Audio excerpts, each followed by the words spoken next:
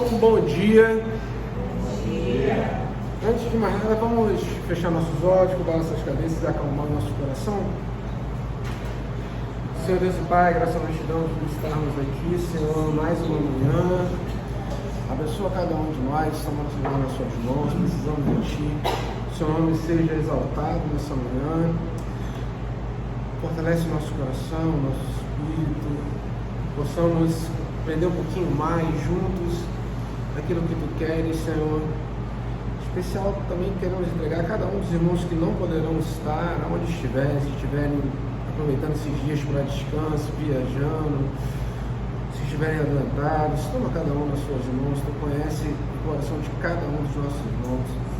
Abençoa, Senhor, essa cidade, esse estado, esse país, nesses dias de trevas. Toma nas suas mãos. Que as igrejas que abrirem suas portas, Senhor, possam receber a visita do Teu Espírito Santo nessa semana, em nome de Jesus. Amém e amém. Vamos de cara. Mateus 28. Não estamos sem revista hoje. Abre em Mateus 28, texto que todo mundo sabe, todo mundo já leu uns 50 vezes só entre janeiro e fevereiro.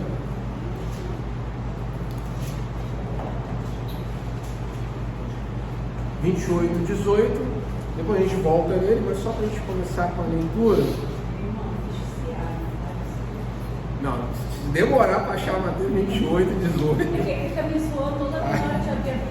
Aí o negócio é forte.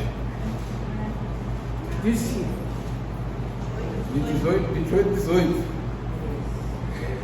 Jesus, aproximando-se, falou-lhes, dizendo: toda a autoridade me foi dada no céu e na terra.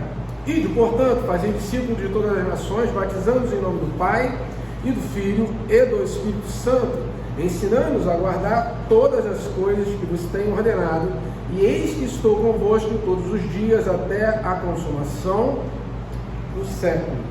O famoso texto da grande comissão, o famoso texto do ID, que todo mundo já leu algumas vezes.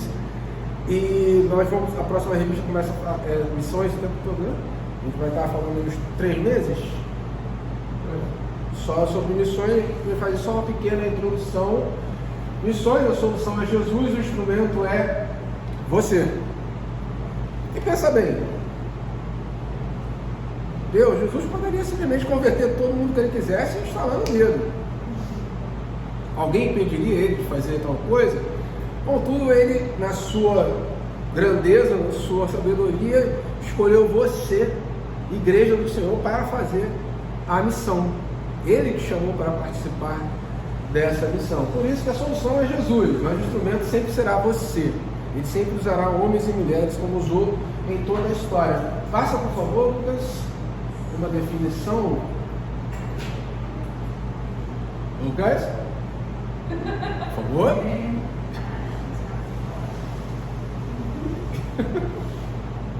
Faz parte.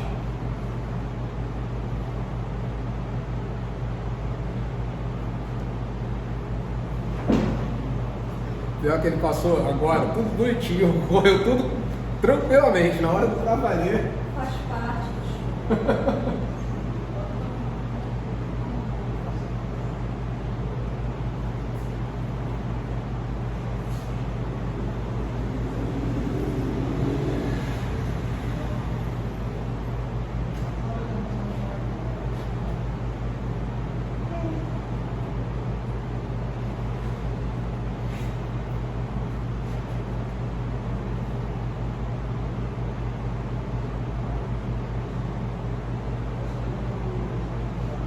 Obrigado. Eu procurei alguns livros, algumas definições, eu fiquei com essa definição aqui. Definição de missões, tá? É a atividade de Deus no mundo. Tá dando para ler aí? Atividade de Deus no mundo. Deus é o protagonista da missão. Deus age no mundo pela sua graça para reconciliar o mundo consigo mesmo. A igreja, como povo de Deus, surge dessa missão e participa dela. A igreja é o resultado e a co-protagonista da missão de Deus. A igreja nasce, mantém-se e transforma-se pela missão de Deus, ao mesmo tempo ela também é sujeito ativo nessa missão. Isso é, a igreja discerne e descobre a atividade de Deus no mundo e dela participa. Há uma definição do Justo Gonzalez no livro sobre História das Missões. Você vai encontrar várias definições, mas eu preferi essa daqui. Por quê? Ele já começa dizendo, missão é a atividade de Deus no mundo. Não é uma atividade minha, não é uma atividade da igreja, é a atividade do próprio Deus no mundo. É a missão de Deus. Ele vai colocar isso várias vezes aqui. Deus é o protagonista da missão. Deus age no mundo pela sua graça para reconciliar o mundo consigo mesmo. O que foi a vinda de Jesus? Senão o próprio Deus agindo no mundo pela sua graça para que o mundo possa ser reconciliado com Ele. Então, a primeira coisa a entender sobre missões, que a missão não é a sua missão, não é a missão da igreja, não é a missão do pastor, não é a minha, é a missão de Deus, que Ele, por sua graça e misericórdia, convida você a participar desse processo. Portanto, a igreja, como povo de Deus, surge dessa missão.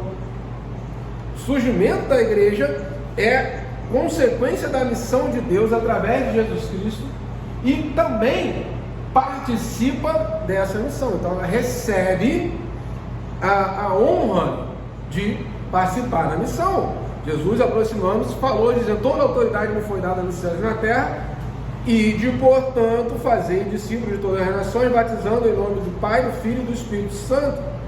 Então, primeira coisa, a missão é a missão de Deus. Ele escolheu, Ele definiu, Ele faz, Ele é o sujeito ativo e chama a igreja a participar, dizendo principalmente o ide. Onde eu parei.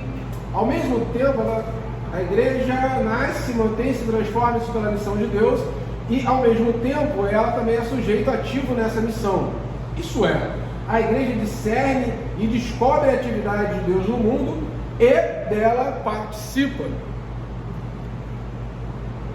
Resumindo, o grosso da atividade de Deus, da igreja, no mundo, é entender o que Deus quer e participar da missão de Deus e de pregar o evangelho a toda criatura. Mas essa definição pequenininha que está aí, errou de novo? Depois, como não vai nas vídeos, depois eu vou disponibilizar para todo mundo, tá? Mas eu gostei muito dessa definição. Alguma pergunta sobre isso? Você já parou para pensar que a missão não é algo que eu faço, não é algo que a igreja faz, não é algo que o pastor, o missionário, a missão é algo que o próprio Deus faz. A própria vinda de Jesus Cristo é essa missão de reconciliar o seu povo com o seu Deus. A gente até na escola aprende que religião significa religar, todo mundo faz esse negócio, religar o homem com Deus, a coisa mais inútil, porque toda vez que eu tento, como homem, me religar com Deus, eu vou falhar miseravelmente. Agora, qual é a diferença do cristianismo? É o próprio Deus, Ele fazendo essa religação, Ele sendo sujeito ativo. Não, o homem não vai conseguir se reconciliar comigo porque ele é pecador. Então eu vou me reconciliar com Ele através do meu filho, e agora eu vou usar a igreja como esse instrumento.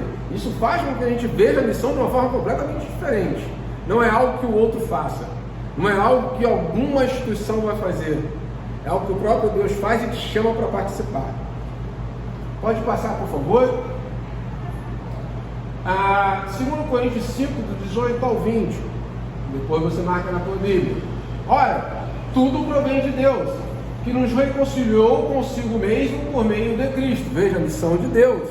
Ele nos reconciliou através de Cristo e nos deu o ministério da reconciliação, a saber, que Deus estava em Cristo reconciliando consigo o mundo, não imputando aos homens as suas transgressões, e nos confiou a palavra da reconciliação, de sorte que somos embaixadores em nome de Cristo, como se Deus exortasse por nosso intermédio.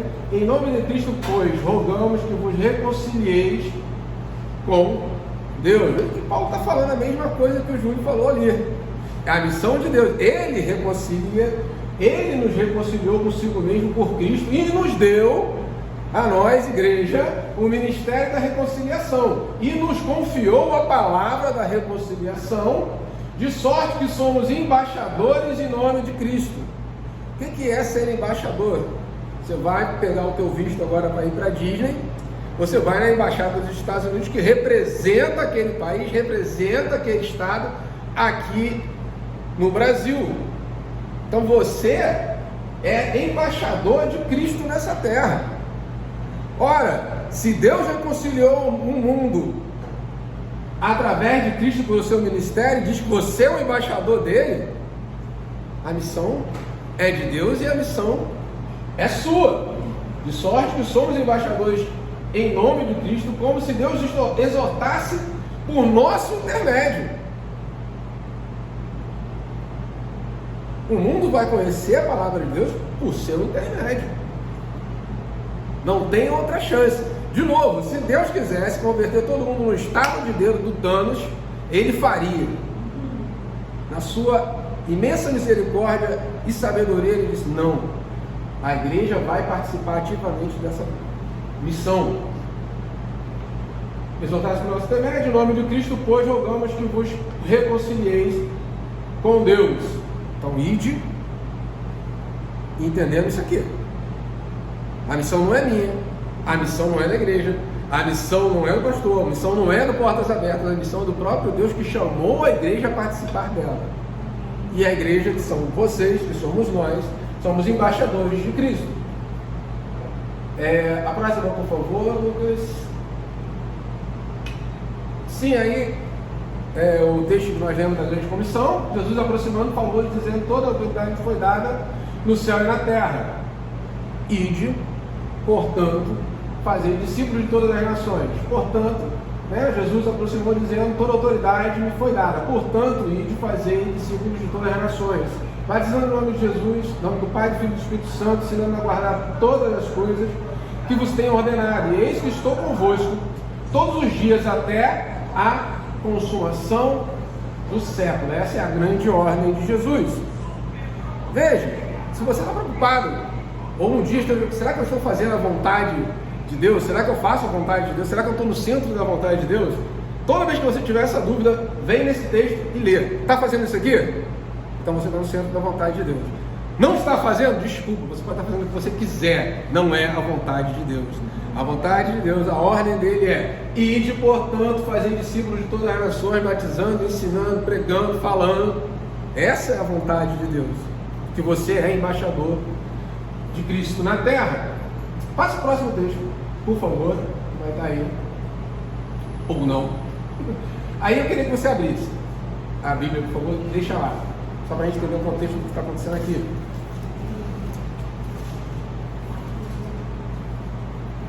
Atos capítulo 1, versículos 6 ao 9.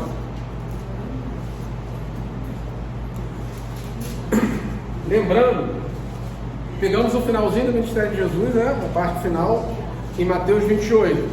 Aqui é 46 do segundo tempo. Mas Atos 1, do 6 ao 9. Se algum irmão puder fazer a misericórdia de trazer um copo d'água, eu vou agradecer pra caramba. Bastante. Mateus 1, do 6 ao 9. Então, os que estavam reunidos lhe perguntaram a quem? A Jesus: Senhor, será este o tempo em que restaurares o reino de Israel? Respondeu-lhes: não vos compete conhecer tempos ou épocas que o Pai reservou pela sua exclusiva autoridade, mas recebereis poder ao descer sobre vós o Espírito Santo, e sereis minhas testemunhas, tanto em Jerusalém, como em toda a Judéia, Samaria e até aos confins da terra. Muito obrigado, irmã. Já ganhou um lugarzinho no céu, bem enfeitado com jardins. Beleza? Veja aqui, 46 do segundo tempo, finalzinho do ministério de Jesus. Chama a atenção. Quem estava lá eram os discípulos, aqueles que o acompanhavam, escutaram ele pregando 3 anos. 46 do segundo tempo, qual a pergunta dos caras? Senhor, é agora que vai retornar, vai restaurar o reino de Israel? Algumas versões vão dizer: agora que o Senhor restaurará a glória de Israel? É agora que Israel vai voltar a ser aquela Israel que vai dominar o mundo? Essa é a pergunta que os caras estão fazendo aos 46 do segundo tempo, depois de passar 3 anos com ele, visto morrer, visto ressuscitar, ele pregando, transformado. A última pergunta que os caras fazem: não, peraí, agora vai. O senhor não derrubou Roma até agora, pô, passou cruz, agora vai, Senhor. Veja, não aprenderam nada. É essa a questão. Eles não aprenderam coisa nenhuma. Porque o que eles desejavam não era o que Jesus estava ensinando a eles. No fim das contas, eles estavam desejando o retorno da glória de Israel, que voltasse a ser o Israel de Davi e de Salomão. Estavam preocupados com isso. Essa era a ansiedade deles. Tanto que ele ressuscitou, morreu, ressuscitou, voltou, está dizendo que vai embora de novo. Eu vou perguntar, eu vou me arriscar. Eles arriscam e perguntam. Mas vejam, isso nos faz pressupor que a prioridade deles ainda era restaurar a glória do reino de Israel. E quando a prioridade deles é essa, normal, acho que a gente faria a mesma coisa. Porque se a prioridade não for pregar o Evangelho, anunciar o Evangelho para que os pecadores se reconciliem com Jesus, a gente vai fazer qualquer coisa. Veja, os flamenguistas aqui, levantem as suas mãos, por gentileza.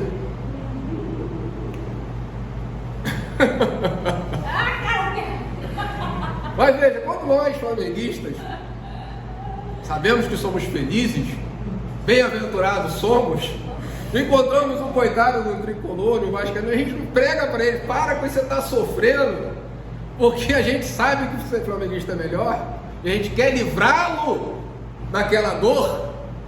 Isso não é tão natural para a gente. Brincadeiras à parte, isso é algo tão natural para que nós façamos, porque o Flamengo pode ser uma prioridade na nossa vida. Isso está absolutamente errado. Mas se Jesus realmente fosse a prioridade da nossa vida, toda vez que nós encontrássemos alguém que não o conhece, nós não perderíamos uma oportunidade sequer de dizer: sai dessa vida. Claro que não falaríamos desse jeito, senão nós sairíamos dessa vida. Mas não perderíamos a oportunidade de pregar, de anunciar, de dizer: Jesus te ama, Jesus veio para o mundo para te salvar, Ele quer você. A prioridade deles nesse momento ainda não era isso, era restaurar a glória de Israel. O que Jesus vai responder então? Ô filhinho, fica na sua. Não vos compete conhecer tempos ou épocas que o Pai reservou pela sua exclusiva autoridade. Mas, porém, contudo, recebereis poder ao descer sobre vós o Espírito Santo. Para quê? Que o Espírito Santo então seria derramado sobre a igreja, sobre aqueles homens, para restaurar a glória de Israel? A pergunta não foi essa? Não é para restaurar a glória de Israel, não é para restaurar a glória da igreja, não é para que o pastor ande de BMW e use Rolex, não é para a gente governar país, não. Recebereis poder ao descer sobre vós o Espírito Santo, sereis minhas testemunhas, tanto em Jerusalém, como em toda a Judéia, Samaria e até os confins da terra. É para isso. Ele diz: ide, fazei discípulos. Paulo vai dizer, um pouquinho depois: vocês são embaixadores de Cristo na obra da redenção, na obra da reconciliação. Ele vai dizer: o Espírito Santo virá sobre vós para que vocês sejam minha testemunha em Jerusalém, Samaria, Judéia e todos os confins da terra. Quer estar no centro da vontade de Deus? É isso aqui. Essa é a vontade de Deus. Você não tem que ficar procurando saber. O problema é que a gente, quando é pentecostal, ou quando conhece muito pentecostal, eu quero saber a vontade de Deus. Eu vou subir no morro e eu vou escutar ele falando no meu ouvido: faz isso. Não, filho, está aqui, está escrito, tem 2000 anos registrados aí. Não tem necessidade de você ficar procurando solução mágica. A vontade de Deus está aí. É isso que Ele quer que você faça. Então esse é o resumo da missão. Voltando lá na definição, é a missão de Deus. Ele escolheu fazer por intermédio de Cristo e chamou a igreja, que é resultado da missão, é resultado da vinda de Jesus a essa terra, para também ser coparticipante da missão e estar junto com Ele fazendo isso. A pergunta que fica: estamos fazendo isso? Pensamos nisso? trabalhamos com essa realidade de sermos parte da missão de Deus? Passa o próximo só para a gente continuar, por favor. E aí eu vou entrar aqui, para a gente depois entrar nos mapas e ver mais ou menos que aí chegou o primeiro grande missionário de todos. As viagens de Paulo são conhecidas por todos. Basta dizer que ele levou o evangelho a Chipre, cidades da Ásia Menor, Macedônia, as principais cidades gregas e Roma, e talvez até a Espanha. Sabemos que Paulo não foi o único missionário cristão desse período bíblico. Atos menciona que Barnabé e Marcos foram também à ilha de Chipre, e primeiro quando a gente fala de Apolo, que trabalhava também já em Corinto, anunciando o evangelho, mesmo sem ter conhecido Paulo. Tá? Veja que a missão de Deus é através dos instrumentos que Ele mesmo quer usar.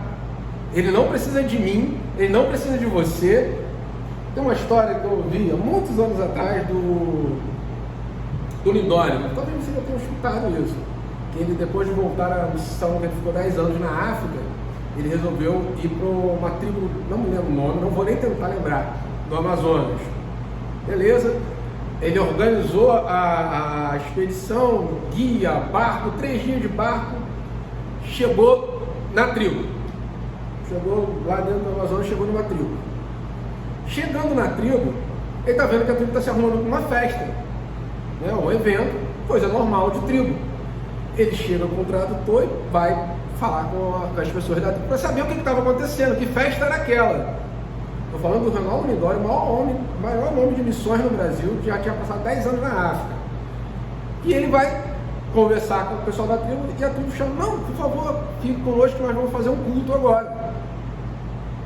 Ele ficou apestalhado. Um culto? Um culto. Começou a conversar e os irmãos falaram de um irmão João. Os índios falaram do tal irmão João. Então me mostra esse irmão. Ele chega numa cabaninha no final da tribo, tá? Um irmão João se arrumando, mal sabia ler a Bíblia, e ele chamou: não, eu sou missionário, tá vindo pra cá, então, é mesmo, isso que é um missionário? Aí chamou a mulher: vem cá, mulher, vem cá apresentar um missionário. O irmão João não sabia ler, mal tinha dente, e simplesmente ouviu a voz de Deus e desembancou no meio da mata e foi pregar para aqueles irmãos. Deus não precisa de mim, Deus não precisa de você. Ele vai fazer o que tiver que fazer pelo irmão João, pela irmã Dilma, pela irmã Marcelo, por qualquer um, mas ele convida a igreja a participar dessa missão. E é muito interessante ver o Ronaldo Lindório contando essa história, quando ele ficou sem noção do que estava acontecendo. A mesma coisa é isso. Você vê que Paulo, quando vai pregar aos Coríntios, Apolo já estava pregando também, e eles nunca tiveram, eles foram se encontrar em algum outro momento. Além disso, antes que Paulo chegasse a Roma, isso também é algo muito interessante, já existia uma igreja cristã na cidade. Os católicos vão forçar a barra para dizer que foi Pedro, mas se fosse Pedro, quando Paulo escrevesse a Roma, direcionaria a carta a Pedro. Não foi Pedro, chegou por pessoas comuns também no Evangelho em Roma. Passa a próxima, por favor, que eu não estou lembrando o que é, para poder deixar. Oi? A questão do Pedro ter ido ou não tem comprovação. Digo, de novo, se Pedro tivesse fundado a igreja de Roma, Paulo, ao escrever aos romanos, direcionaria aquela carta primeiramente a Pedro, pastor da igreja. Não aconteceu. Ao terminar o período neotestamentário, a igreja se expande para além da Judéia e Síria, até a Ásia Menor, Grécia, e Roma. No final do século II, sobretudo no século III, aparecem histórias repetidas de provas de que a nova fé estendia-se por toda a extensão do mar Mediterrâneo. Surgiram comunidades cristãs relevantes no Egito, norte da África, Espanha, Gaia e até as ilhas britânicas. Então, já nos 3 primeiros séculos da igreja, a igreja que nasce lá em Jerusalém, na Judéia, ela já se expandiu, subiu Síria, Ásia Menor, Grécia, chega a Roma, e em 3 séculos ela já saiu de Jerusalém e chegou nas ilhas britânicas, onde hoje você tem Escócia, Reino Unido, Inglaterra, Irlanda, ele já estava lá em apenas 3 séculos de viagem de barco de madeira precário, ou lombo de mula, ou andando. Então a missão foi bem entendida naqueles primeiros séculos e por isso ela se espalhou. Passa aí, acho que já é o mapa agora. Por favor. Isso. Esse é o mapa das viagens de Paulo. Não vai dar para vocês lerem aí, mas aqui está Jerusalém, Gaza, então a Judéia, por aqui, Samaria. Então ele vai saindo por aqui, ó, Antioquia, a Síria está aqui, Damasco, de onde veio Paulo. Vendo como a pregação do Evangelho vai se seguir, Ásia Menor aqui em cima, perto de onde hoje você vai encontrar a Turquia, a Grécia, Mar Egeu, Atenas, Corinto, Tessalônica, Filipe, e Paulo vai chegar, a pregação vai chegar até Roma. Essa distância hoje já seria uma distância considerável. Imagina essa distância 2000 anos atrás. De novo, viagens de mula, viagens a pé, viagens de camelo, de barquinho. Então, ide por todo mundo. Esse, de novo, é o mundo conhecido da época, é o mundo que eles conhecem, eles não sabiam das Américas, pouco contato se tinha com a Índia, tão pouco com Japão e China, que vai acontecer bem depois. O Egito também vai ser evangelizado. Passo próximo, que é, esse eu acho mais interessante. Vê que é o mesmo mapa, só que isso descreve o quê? As conquistas romanas, a partir de 44 a.C. até o segundo século. Toda a área conquistada pelo Império Romano, ou seja, o mundo conhecido, era a área de missão. Então, a pregação vai por toda essa região, vai por todos esses locais. A missão começa já se expandindo por todos os reinos e áreas conhecidas. Muito mais tarde eles vai se ter contato com os povos germânicos, muito mais tarde você vai descer ao interior da África, muito mais tarde você vai conhecer a Índia, por exemplo. Mas há relatos que Tomé chegou até a Índia. Esse mesmo Tomé que todo mundo fala que não cria, ele foi o apóstolo que chega até a Índia e monta uma comunidade. As comunidades cristãs mais antigas estão todas nessa região, inclusive o Egito tem a igreja copta, que ninguém nunca ouviu falar, mas é muito mais antiga do que a própria igreja católica. É tão antiga quanto a igreja ortodoxa, que é do reino grego. Os coptas são outro ramo de cristãos que não são nem católicos, nem ortodoxos, nem protestantes, mas eles remontam já do primeiro século. Tá? Então, veja que a missão desde o começo, pensa 3 séculos. Hoje falar 3 séculos parece, como é que eu vou dizer, pegar numa distância dessa hoje é muito fácil.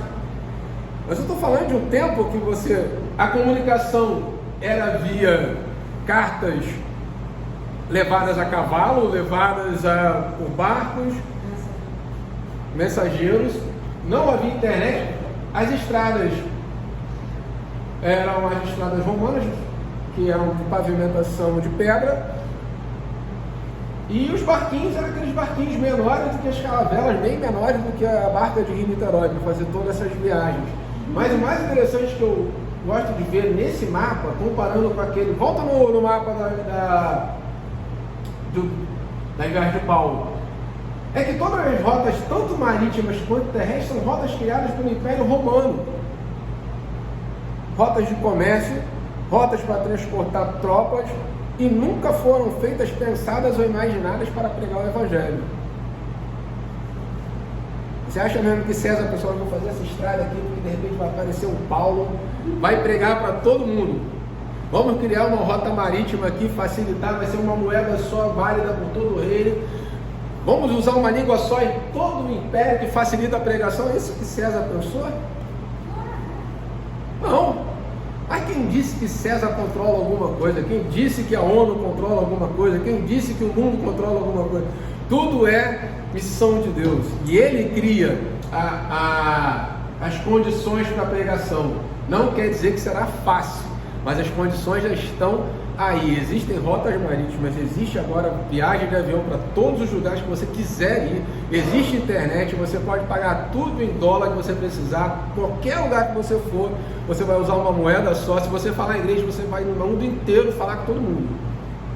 Tudo está aí, tudo foi criado para comércio internacional e tudo pode ser e deve ser usado para a missão de Deus. Tem uma outra coisa muito interessante que tem que ser pensada nesses últimos 5 anos para cá, desde a pandemia, que é o uso da internet, que é o uso do Zoom. E tem uma coisa interessante, que eu estava conversando com os pastores amigos, um movimento que acontece de enfraquecimento do falso evangelho, universais da vida, Deus, amor da vida, essas coisas, a partir da pandemia, porque você não podia mais emocionar no culto. Como é que você vai fazer uma expulsão de demônio via internet? Então as pessoas procuravam a palavra de Deus via internet. E agora a internet é um instrumento para você pregar e evangelizar. Então pensem nisso quando vocês pensarem em missões. Lembrando, a missão de Deus que Ele convidou você a participar. Para a gente fechar, passa aí o próximo, Lucas, agora sim, para vocês levarem para pensamentos de vocês. Existem 900 igrejas no mundo para cada povo não alcançado. Para cada povo que nunca ouviu Jesus, existem 900 igrejas. Não estou falando 900 pessoas, eu estou falando 900 comunidades para, sei lá, são 2.000 e poucos povos não alcançados. Tem 900 igrejas para cada um desse povo. Qual é a grande dificuldade de 900 igrejas mandarem um missionário para cada povo? O próximo. Existem 89 mil cristãos evangélicos para cada povo não alcançado. Desses 89 mil não pode sair um. Cálculos são baseados nos 630 milhões de evangélicos, incluindo pentecostais, e 7.076 povos não alcançados. A fonte está ali. Segue o próximo slide, por favor.